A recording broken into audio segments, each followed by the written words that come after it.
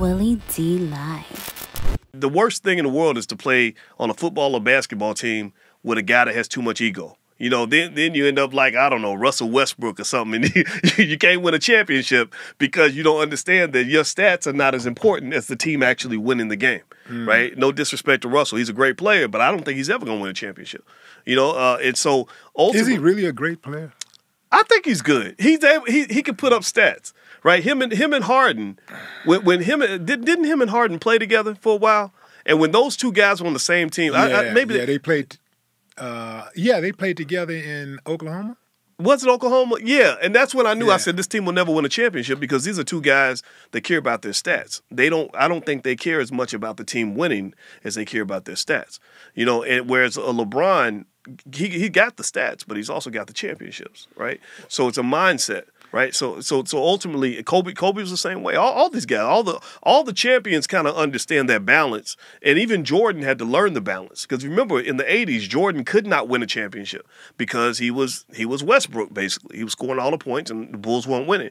But then when he started realizing he was a part of something bigger than himself, and he had all these other moving components that needed to be managed in order for them to win, well, that's when the Bulls couldn't be stopped.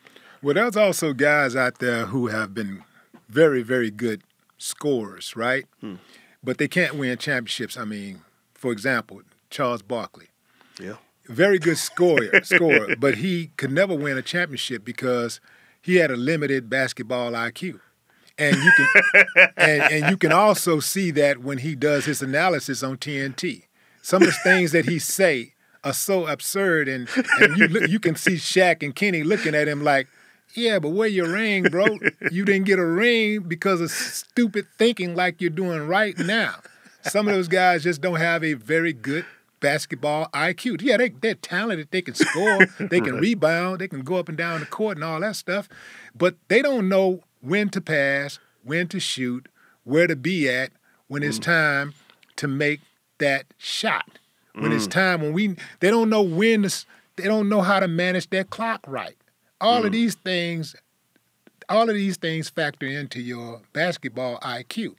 And they just don't have that. The bottom line is they don't have that. And I said the same thing about Westbrook.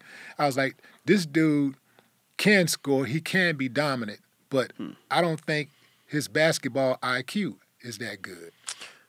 I would agree with that. You know, I think generally speaking, and another one I think about is like Tracy McGrady and how amazing of an athlete he was. But I also think it takes a certain type of toughness mentally. Well, I think Tracy McGrady was injured a lot in his career. I think that's what slowed him down more than anything. And then, you know, he never really had a team around him, you know. And when he did have a team, he was injured.